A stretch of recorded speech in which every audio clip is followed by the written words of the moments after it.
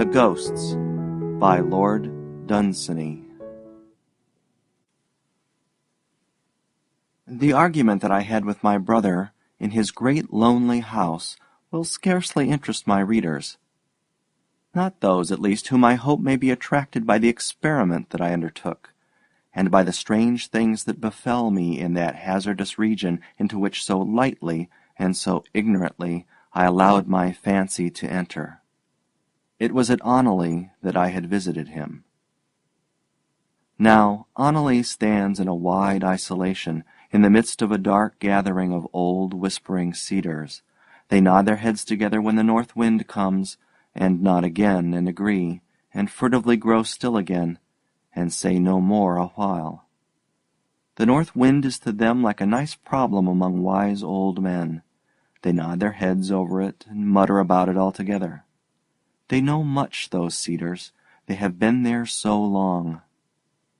Their grandsires knew Lebanon, and the grandsires of these were the servants of the king of Tyre, and came to Solomon's court. And amidst these black-haired children of grey-headed time stood the old house of Oneleigh. I know not how many centuries had lashed against it their evanescent foam of years, but it was still unshattered, and all about it were the things of long ago, as cling strange growths to some sea-defying rock. Here, like the shells of long-dead limpets, was armor that men encased themselves in long ago. Here, too, were tapestries of many colors, beautiful as seaweed. No modern flotsam ever drifted hither, no early Victorian furniture, no electric light. The great trade routes that littered the years with empty meat tins and cheap novels were far from here. Well, the centuries will shatter it and drive its fragments on to distant shores.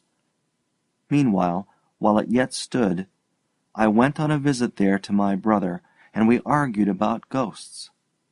My brother's intelligence on this subject seemed to me to be in need of correction. He mistook things imagined for things having an actual existence. He argued that second-hand evidence of persons having seen ghosts proved ghosts to exist. I said that even if they had seen ghosts, this was no proof at all. Nobody believes that there are red rats, though there is plenty of first-hand evidence of men having seen them in delirium. Finally, I said I would see ghosts myself and continue to argue against their actual existence. So I collected a handful of cigars and drank several cups of very strong tea, and went without my dinner, and retired into a room where there was dark oak, and all the chairs were covered with tapestry. And my brother went to bed, bored with our argument, and trying hard to dissuade me from making myself uncomfortable.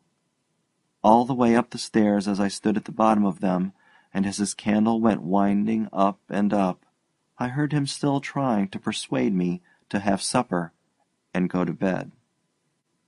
It was a windy winter, and outside the cedars were muttering I know not what about, but I think that they were Tories of a school long dead, and were troubled about something new. Within, a great damp log upon the fireplace began to squeak and sing, and struck up a whining tune, and a tall flame stood up over it and beat time, and all the shadows crowded round and began to dance. In distant corners old masses of darkness sat still like chaperones and never moved. Over there, in the darkest part of the room, stood a door that was always locked. It led into the hall, but no one ever used it. Near that door something had happened once of which the family are not proud. We do not speak of it. There in the firelight stood the venerable forms of the old chairs. The hands that had made their tapestries lay far beneath the soil. The needles with which they wrought were many separate flakes of rust. No one wove now in that old room, no one but the assiduous ancient spiders who, watching by the deathbed of the things of yore, worked shrouds to hold their dust. In shrouds about the cornices already lay the heart of the oak wainscot that the worm had eaten out. Surely at such an hour, in such a room, a fancy already excited by hunger and strong tea might see the ghosts of former occupants. I expected nothing less. The fire flickered and the shadows danced. Memories of strange historic things rose vividly in my mind. But midnight chimed solemnly from a 7-foot clock, and nothing happened. My imagination would not be hurried, and the chill that is with the small hours had come upon me, and I had nearly abandoned myself to sleep, when in the hall adjoining there arose the rustling of silk dresses that I had waited for and expected. Then there entered 2 by 2 the high-born ladies and their gallants of Jacobean times. They were little more than shadows, very dignified shadows, and almost indistinct. But you have all read ghost stories before, you have all seen in museums the dresses of those times. There is little need to describe them.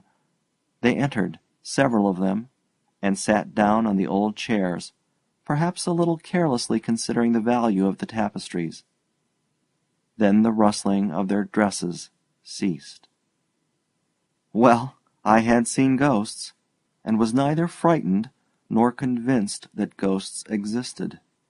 I was about to get up out of my chair and go to bed, when there came a sound of pattering in the hall, a sound of bare feet coming over the polished floor, and every now and then a foot would slip and I heard claws scratching along the wood as some 4-footed thing lost and regained its balance. I was not frightened, but uneasy. The pattering came straight towards the room that I was in. Then I heard the sniffing of expectant nostrils. Perhaps uneasy was not the most suitable word to describe my feelings then. Suddenly a herd of black creatures, larger than bloodhounds, came galloping in. They had large, pendulous ears. Their noses were to the ground, sniffing. They went up to the lords and ladies of long ago, and fawned about them disgustingly. Their eyes were horribly bright, and ran down to great depths. When I looked into them I knew suddenly what these creatures were, and I was afraid. They were the sins, the filthy, immortal sins of those courtly men and women. How demure she was, the lady that sat near me on an old-world chair. How demure she was, and how fair, to have beside her, with its jowl upon her lap, a sin with such cavernous red eyes, a clear case of murder. And you, yonder lady with the golden hair, surely not you, and yet that fearful beast with the yellow eyes slinks from you to yonder courtier there, and whenever one drives it away it slinks back to the other. Over there a lady tries to smile as she strokes the loathsome furry head of another's sin, but one of her own is jealous and intrudes itself under her hand. Here sits an old nobleman with his grandson on his knee, and one of the great black sins of the grandfather is licking the child's face, and has made the child its own. Sometimes a ghost would move and seek another chair, but always his pack of sins would move behind him. Poor ghosts, poor ghosts! How many flights they must have attempted for 200 years from their hated sins! How many excuses they must have given for their presence! And the sins were with them still, and still unexplained. Suddenly one of them seemed to scent my living blood, and bayed horribly, and all the others left their ghosts at once and dashed up to the sin that had given tongue. The brute had picked up my scent near the door by which I had entered, and they moved slowly nearer to me, sniffing along the floor, and uttering every now and then their fearful cry. I saw that the whole thing had gone too far, but now they had seen me. Now they were all about me. They sprang up, trying to reach my throat, and whenever their claws touched me, horrible thoughts came into my mind, and unutterable desires dominated my heart. I planned bestial things as these creatures leaped around me, and planned them with a masterly cunning. A great red-eyed murder was among the foremost of these furry things from whom I feebly strove to defend my throat. Suddenly it seemed to me good that I should kill my brother.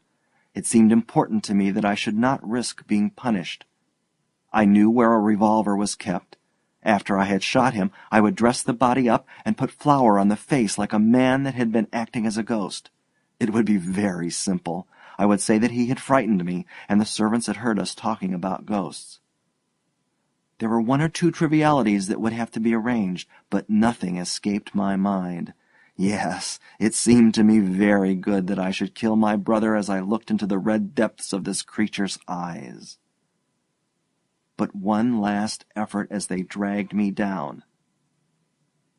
If two straight lines cut one another, I said, the opposite angles are equal. Let AB, CD cut one another at E, then the angles CEA, CEB equal two right angles, property 13. Also, CEA, AED equal two right angles. I moved towards the door to get the revolver. A hideous exultation rose among the beasts.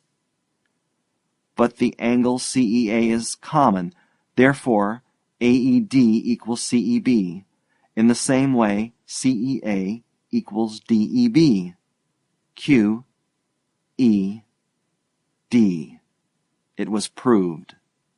Logic and reason re-established themselves in my mind.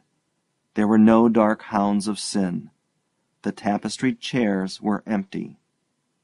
It seemed to me an inconceivable thought that a man should murder his brother. End of The Ghosts by Lord Dunsany.